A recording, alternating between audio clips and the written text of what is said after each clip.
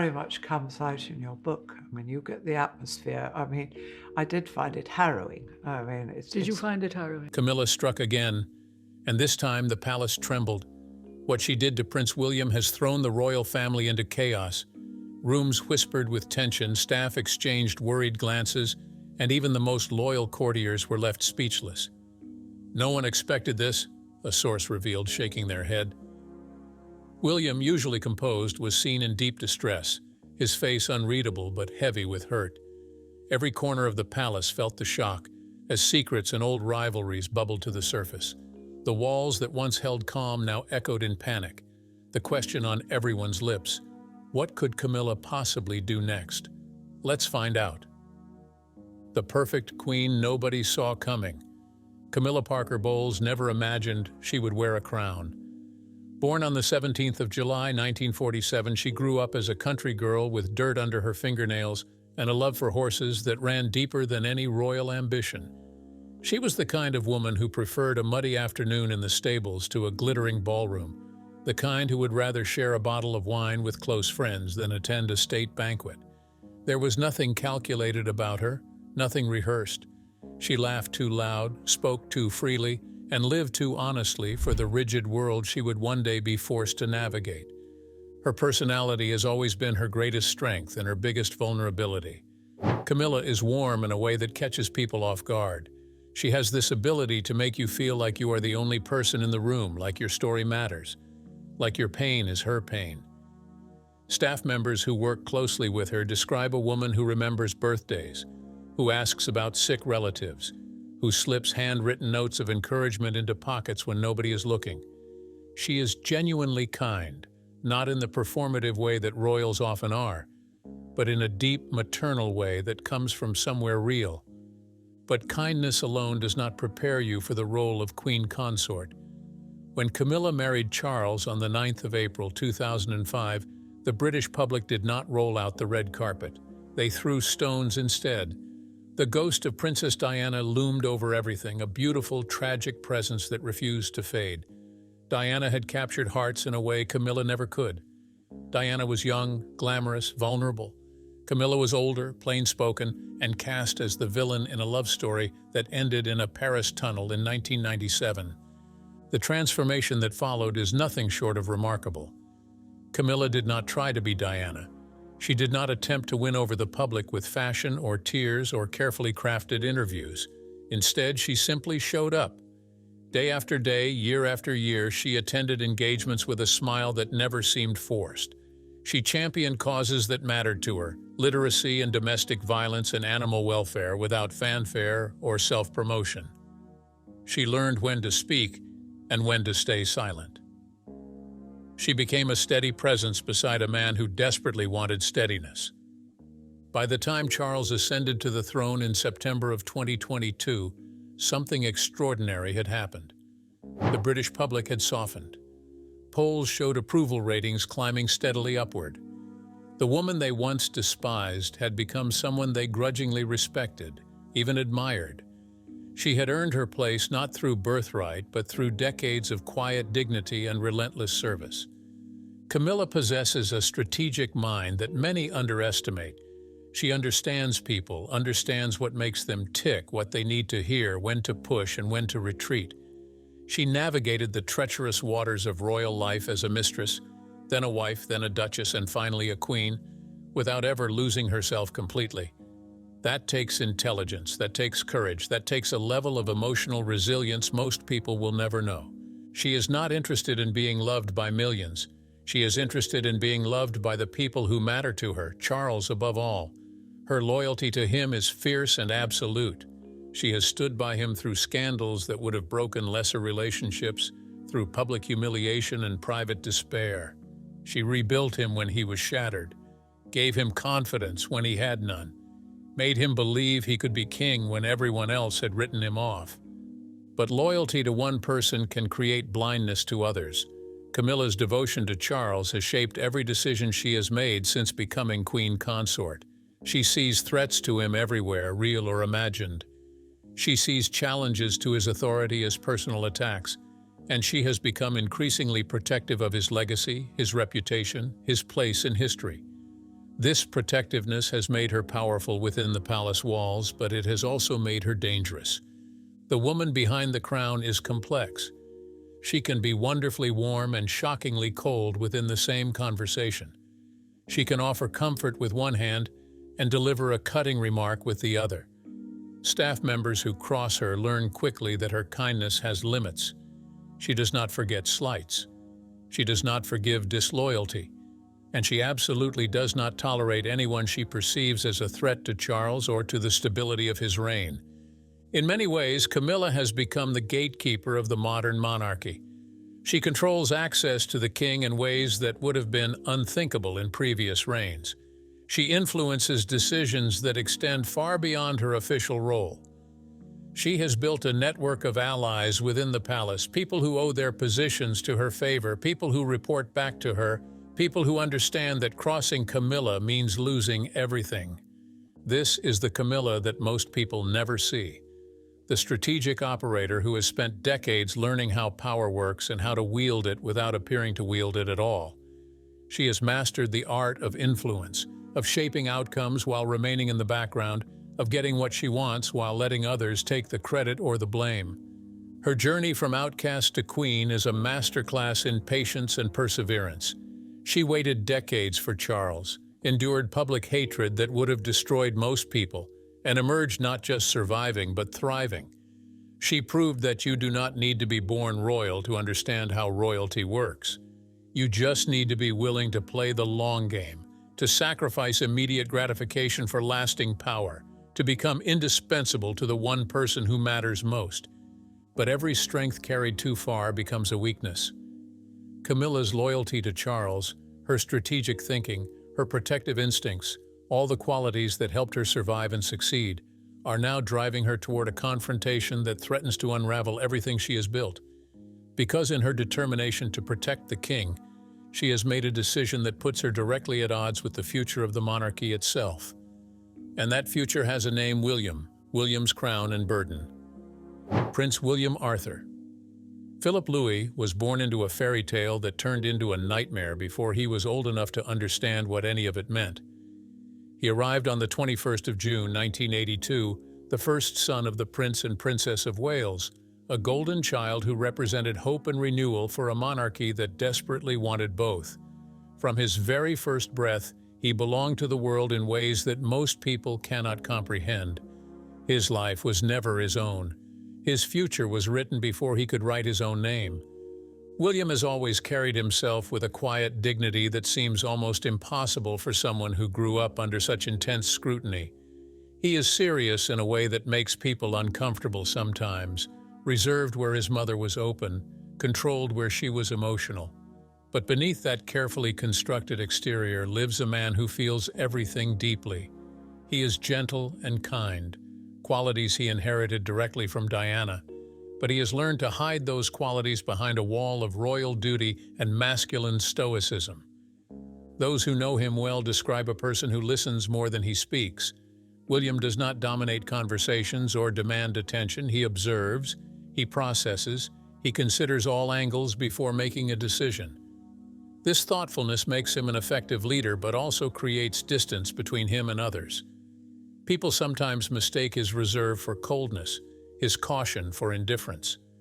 They do not see the man who lies awake at night worrying about his children, about his wife, about the crushing weight of responsibility that grows heavier with each passing year. The burden William carries is unlike anything most people will ever experience.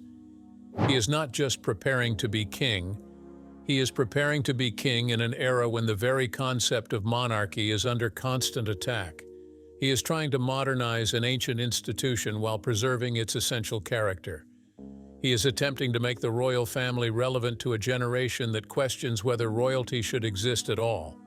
And he is doing all of this while raising 3 children, supporting a wife who has faced her own health battles, and managing a family that seems determined to self-destruct in the most public ways possible.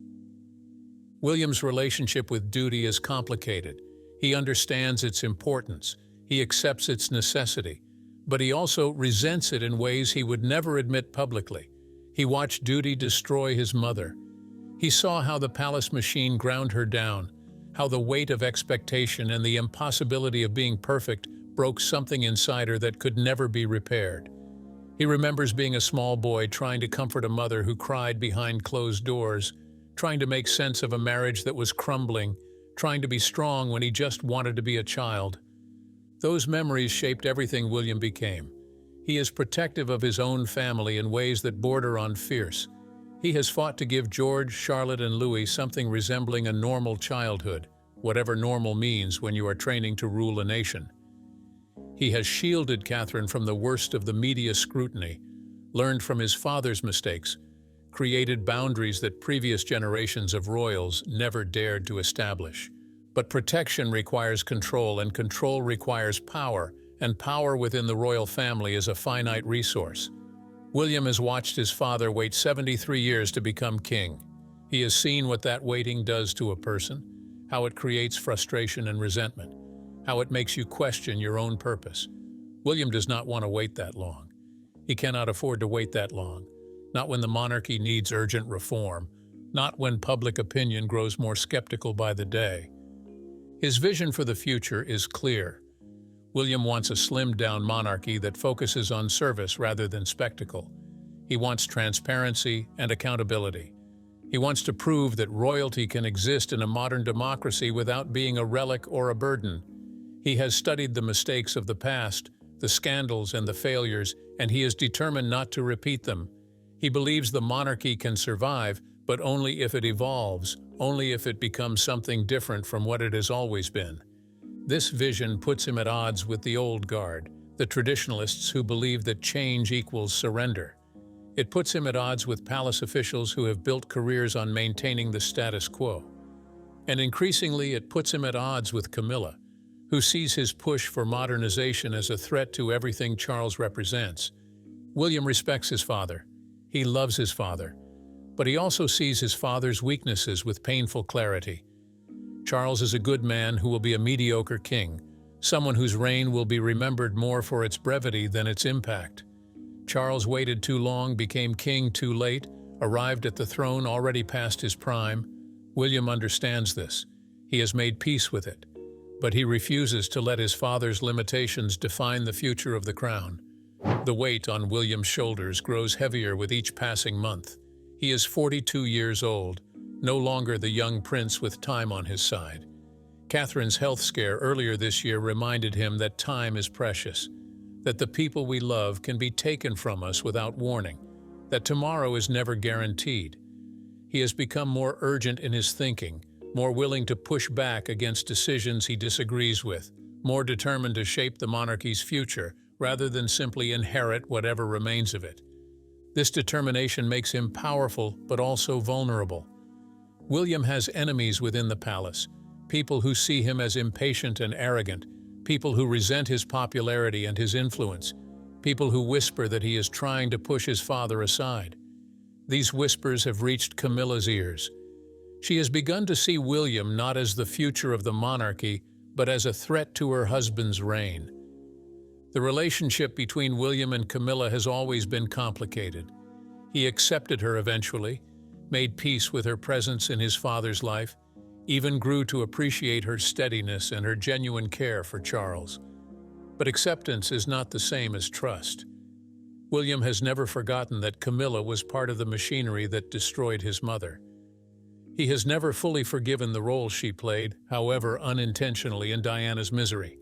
Camilla knows this. She can feel William's reservations, the distance he maintains, the careful politeness that never quite becomes warmth. And in recent months, as William has become more vocal about his vision for the future, more willing to challenge decisions coming from the king's office, Camilla has begun to see him as more than just difficult. She has begun to see him as dangerous. Two people who both believe they are protecting the monarchy. Two people who both believe they are acting out of love and duty. Two people on a collision course that will leave the palace in chaos and the royal family fractured in ways that may never heal. This is the William that Camilla just went to war with, and this is the war that threatens to bring down everything they have both spent their lives building. The decision that changed everything. It happened on a Tuesday morning in early December 2024 in a meeting room at Buckingham Palace that had witnessed centuries of royal decisions, but nothing quite like this. The air outside was cold and gray, typical London winter weather, but inside that room, the atmosphere was about to become absolutely glacial. What Camilla did in those 90 minutes would send shockwaves through the entire royal establishment and create a rift that might never heal. The meeting was supposed to be routine. Senior palace officials had gathered to discuss the schedule for the upcoming year, the traditional planning session that happens every December to map out royal engagements, state visits, and public appearances. Charles was there, of course, seated at the head of the table with Camilla beside him. William attended via video link from Windsor, his face filling a large screen on the wall. Catherine was recovering from medical treatments and had stayed home with the children. Also present were the King's private secretary, the communications secretary, and several senior advisors who had served the family for decades. The discussion moved smoothly through the first hour. Dates were proposed, events were confirmed, responsibilities were divided.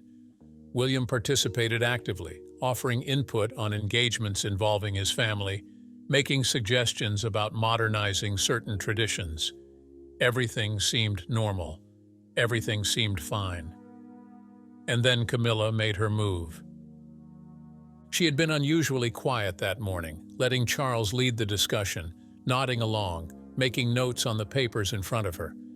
But when the conversation turned to the upcoming summer schedule and the traditional Balmoral gathering, she set down her pen and cleared her throat. Everyone in the room recognized that sound. It meant Camilla had something important to say. What came next left the room in stunned silence. Camilla announced in her calm, matter-of-fact way that she and Charles had made a decision about the future structure of royal duties. Effective immediately, all major decisions regarding public engagements, media strategy, and family matters would go through a new advisory council. This council would consist of 5 people: Charles, Camilla, the King's private secretary, and 2 hand-picked advisors who had worked closely with Camilla for years. William would have input, she said, but he would not have a vote. He would not have final say. He would essentially be reporting to this council rather than working alongside his father as an equal partner. The implications were staggering. Camilla was effectively creating a power structure that placed her at the center of all royal decision-making. She was institutionalizing her influence, making it official rather than informal. And she was doing it in a way that diminished William's role, that reduced him from heir apparent and senior working royal to something more like a junior employee who could be overruled at any moment. But she was not finished. Camilla went on to propose significant changes to how William's family would be managed going forward.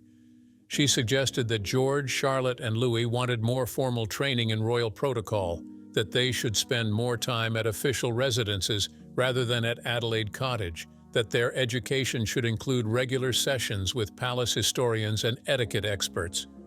She proposed that Catherine's return to public duties should be carefully controlled and coordinated through the new council to ensure consistency of message and image. In other words, Camilla was reaching into William's family life, into his children's upbringing, into his wife's recovery and return to work. She was crossing boundaries that had never been crossed before, asserting authority that no queen consort in modern history had ever claimed. William's face on the screen went very still. Those who know him well recognized the signs. His jaw tightened almost imperceptibly. His eyes grew colder. He did not interrupt. He did not explode.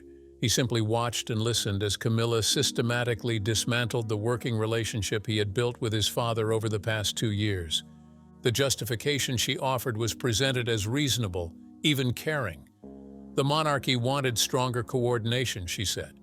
Too many mixed messages were reaching the public. The king was working too hard and wanted a more organized support system. William was overwhelmed with family responsibilities and would benefit from having these decisions handled by experienced advisors. Everything she said was wrapped in concern and practicality. But everyone in that room understood what was really happening. Camilla was making a power play. She was consolidating control while Charles was still new to the throne, still finding his footing, still vulnerable to influence. She was taking advantage of Catherine's health crisis and William's distraction to reshape the entire power structure of the monarchy, and she was doing it in a way that appeared sensible and well-intentioned, making it difficult to object without seeming unreasonable or ungrateful. The sheer audacity of it was breathtaking. Palace protocol dictates that major structural changes require extensive consultation, discussion, and consensus building. Decisions of this magnitude are supposed to be debated over months, not announced as fait accompli in a routine planning meeting. The Queen Consort does not traditionally propose organizational changes that affect the heir to the throne. That is simply not how things are done. But Camilla had learned something crucial during her years navigating royal life. Rules only matter if people enforce them. And with Charles sitting beside her, nodding along, offering no objection or hesitation, who exactly was going to enforce anything? Charles's complicity in this moment cannot be overstated. He was not a passive bystander. He had clearly discussed this with Camilla beforehand, agreed to it, perhaps even helped plan it. Whether he fully understood the implications or whether Camilla had presented it to him in a softer, more palatable way, we may never know. But his silence in that moment was approval. His lack of objection was endorsement. William finally spoke, his voice coming through the speakers with a careful neutrality that barely masked the fury beneath. He asked a simple question. When exactly had this decision been made? Camilla smiled, that warm, grandmotherly smile that had disarmed so many critics over the years, and said that she and Charles had been discussing it for several weeks. They had wanted to present a complete plan rather than worry William with half-formed ideas, especially given everything he was dealing with regarding Catherine's health. It was a masterful deflection. She had turned her secretiveness into consideration, her power grab into protection. And she had done it in a room full of witnesses who would now spread the official narrative throughout the palace. The king and queen were simply trying to help the Prince of Wales during a difficult time. William asked for a recess. He said he wanted time to review the proposal, to discuss it with his own advisors, to consider the implications. Camilla agreed immediately, graciously, as though she were granting him a favor. The meeting adjourned with a plan to reconvene in 1 week to finalize the details. The moment William's screen went dark, the room erupted in whispered conversations. Senior staff exchanged glances that spoke volumes. Some looked shocked. Others looked calculating, already figuring out how this new power structure would affect their own positions. A few looked genuinely disturbed, understanding that something fundamental had just shifted in ways that could not be easily undone. William left that video call and sat alone in his study at Windsor for nearly an hour. He did not call Catherine immediately, did not want to burden her with this while she was still recovering. He did not call his private secretary or his communications team. He simply sat in silence, processing what had just happened, understanding with perfect clarity that his stepmother had just declared war. The decision Camilla made that Tuesday morning shattered decades of careful protocol and unspoken agreements about how power is shared within the royal family.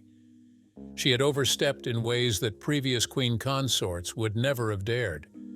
She had used her influence over Charles to reshape the monarchy in her own image. And she had done it all while smiling warmly and speaking about family unity and supporting one another through difficult times. This was not a mistake. This was not a misunderstanding. This was a calculated move by a woman who had spent decades learning how to acquire and use power without appearing to seek it. Camilla had looked at the landscape, seen an opportunity, and taken it. She had recognized that William was vulnerable, distracted by Catherine's illness and his children's needs, and she had struck while he was unable to mount an immediate defense. The fallout was immediate and devastating. Within hours, word had spread through the palace. Staff members took sides. Loyalties were tested. The careful balance that had existed between the king's household and the Prince of Wales's household began to collapse. And at the center of it all stood Camilla, serene and untroubled, confident that she had made the right decision, that she was protecting her husband and securing his legacy, that William would eventually understand and accept his new diminished role. She had no idea that she had just lit a fuse that would explode in her face. Behind closed doors, and royal rift deepens.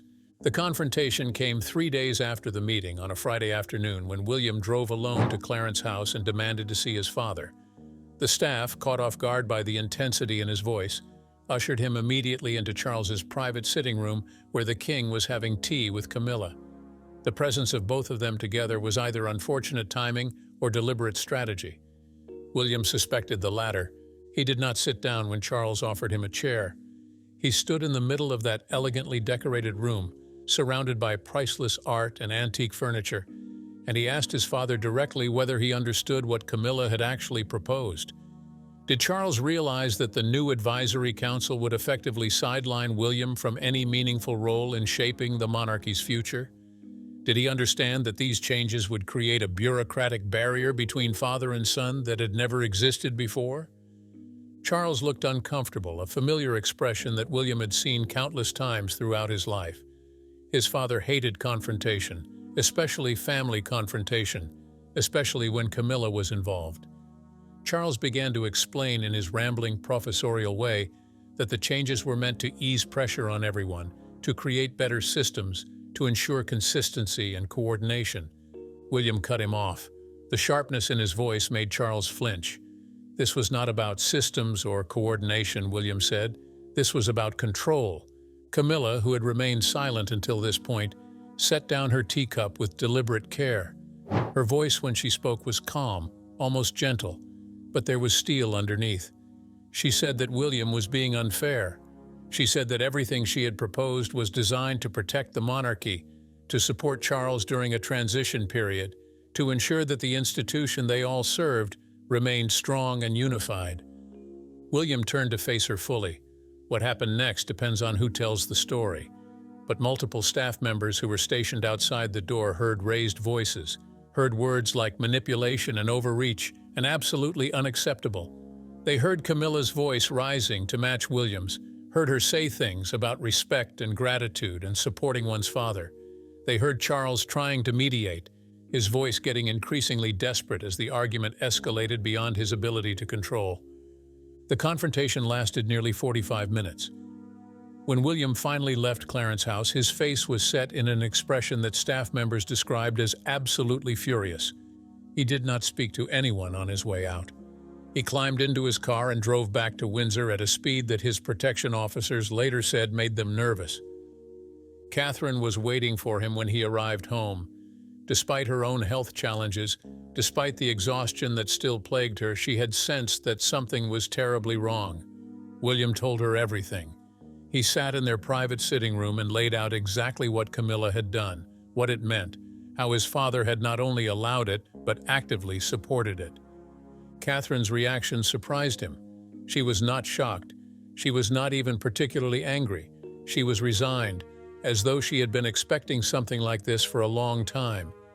She told William that she had noticed changes in how Camilla interacted with palace staff, how she had been slowly building networks of loyalty, how she had been positioning herself as the real power behind Charles's throne. Catherine shared observations that William had missed while focusing on his royal duties and his family. She told him about conversations with other royal family members, about Princess Anne's carefully worded warnings, about Prince Edward's concerns about Camilla's growing influence. She told him about instances where Camilla had overruled decisions Catherine had made about public appearances, about how the Queen Consort had been slowly taking control of the family's public image. What emerged from their conversation was a picture of systematic manipulation that had been building for months, perhaps years. Camilla had not made her power play impulsively. She had been planning this, positioning pieces on the board, waiting for the right moment. Catherine's illness had provided that moment, creating a vulnerability that Camilla had ruthlessly exploited. Catherine made William promise something that night. She made him promise not to wage this battle publicly, not to give the media ammunition, not to create the kind of family warfare that would damage the monarchy beyond repair. Fight back, she told him, but fight smart. Use the same quiet, strategic approach that Camilla had used. Build alliances, document everything, prepare for a long campaign rather than a quick battle.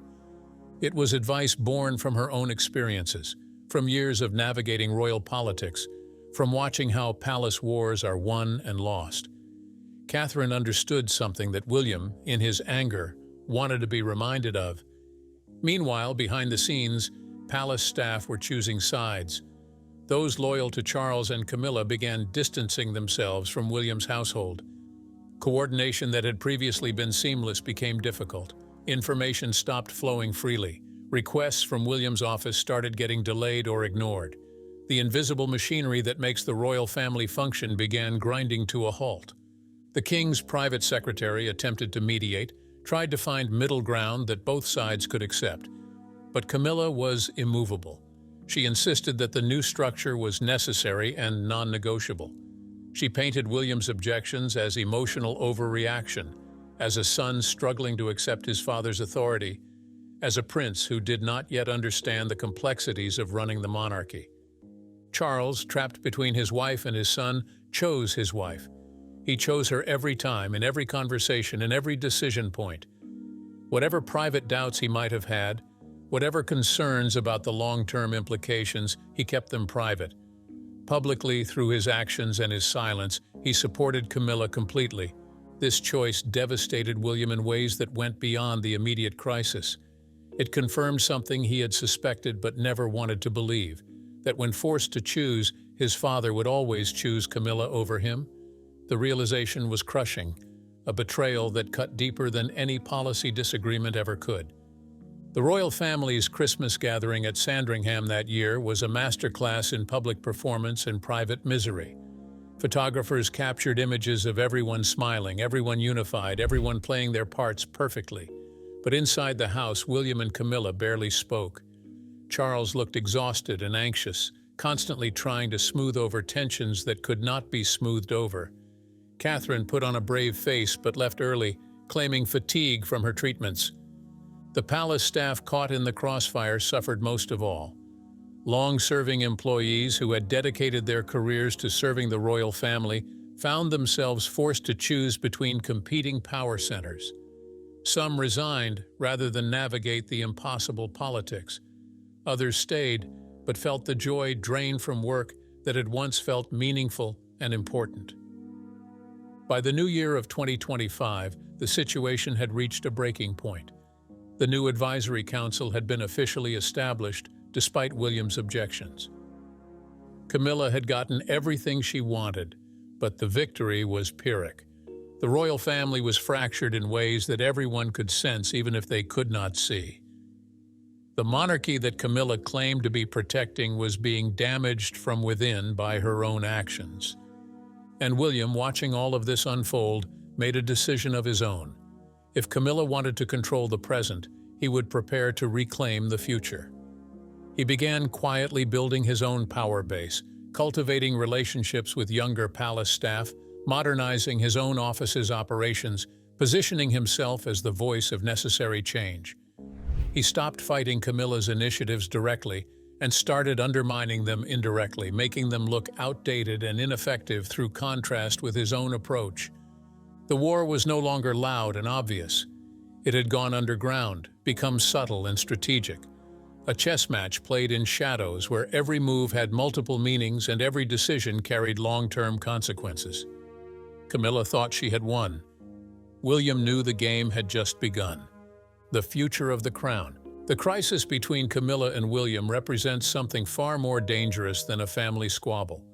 It strikes at the very heart of what makes monarchy function, the unbroken line of succession, the seamless transfer of power from one generation to the next, the illusion of unity that allows an ancient institution to survive in a modern world. When that illusion cracks, when the public glimpses the warfare behind palace walls, the entire structure becomes vulnerable in ways that cannot be easily repaired. Charles finds himself in an impossible position, trapped between the woman he loves and the son who represents his legacy. Every choice he makes alienates one of them further. Every attempt at mediation looks like weakness. Every moment of silence reads as endorsement of whoever spoke last.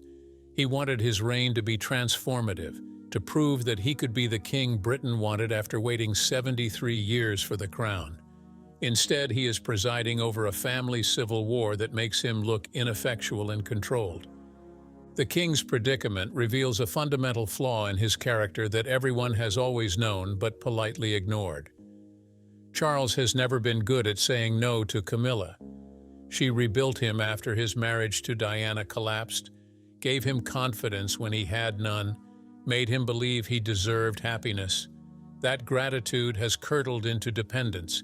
He cannot see her clearly anymore, cannot recognize when her advice serves her interests rather than his, cannot distinguish between loyalty to his wife and betrayal of his son. What Camilla has done threatens the succession itself. William is not just the heir apparent, he is the monarchy's future, its best chance at relevance and survival. He is popular in ways Charles never was, modern in ways Charles cannot be, positioned to lead the institution into an uncertain future. Diminishing his role, marginalizing his voice, treating him as subordinate rather than partner, these actions do not protect the monarchy. They weaken it precisely when it needs strength. The implications extend beyond personalities and hurt feelings. If William loses faith in his father's judgment, if he begins to see his future reign as something to achieve despite Charles rather than because of him, the transition between reigns will be fraught with conflict. The public will sense the discord. The media will exploit it. The Republican movement will use it as evidence that monarchy has outlived its usefulness. Camilla believes she is securing Charles's legacy by consolidating power and creating structures that support him. But she is actually ensuring that his reign will be remembered as a failure, a brief interlude between the beloved Elizabeth and the transformative William, a time when personal ambition trumped institutional duty. History will not be kind to a queen consort who put her own position above the monarchy's survival. The palace in crisis. The current state of the royal household can only be described as dysfunctional. Two competing power centers operate within the same institution, each with loyal staff, separate agendas, conflicting priorities. Communication between the King's office and the Prince of Wales's office happens through intermediaries rather than direct conversation. Decisions are made unilaterally and announced as fait accompli. Trust has evaporated completely. Several scenarios could emerge from this crisis, none of them particularly good. The first possibility is that William capitulates completely, accepts his diminished role, and spends the next decade or more serving under Camilla's advisory council while waiting for his father's reign to end. This would maintain surface unity, but at enormous cost. William's frustration would grow, his resentment would deepen, and the monarchy would lose the energy and vision it desperately needs. The second scenario involves open warfare. William could go public with his objections, leak details of Camilla's power grab to sympathetic journalists, force a very public reckoning about who really controls the monarchy. This would be devastating for everyone involved. Charles's reign would be defined by family conflict. Camilla would be exposed as the manipulator she has become. William would be painted as disloyal and power-hungry. The institution itself would suffer damage that might prove fatal. The third possibility is compromise, though it seems increasingly unlikely. Charles would need to recognize that Camilla has overstepped, would need to dismantle the advisory council structure or significantly modify it to restore William's proper role. This requires Charles to choose his son over his wife, something he has shown no willingness or ability to do. Camilla would need to acknowledge her mistakes and retreat gracefully, which seems equally improbable given her personality and her investment in the current power structure. The most likely outcome is an uneasy stalemate that continues until external events force resolution. Catherine's health, Charles's age, public pressure, media exposure, any number of factors could shift the balance of power. But waiting for external salvation is not a strategy. It is an abdication of responsibility. Can they recover from this? The honest answer is uncertain. Royal families have survived worse conflicts and emerged intact, but usually because someone had the wisdom to step back, the courage to admit error, the grace to prioritize institution over ego. Those qualities seem in short supply at Buckingham Palace right now. The question haunting everyone who cares about the monarchy is whether this crisis will serve as a wake-up call or a death knell. Will it force necessary conversations about power, succession, and the future? Or will it accelerate the institution's decline, providing ammunition to those who argue that monarchy has no place in the 21st century?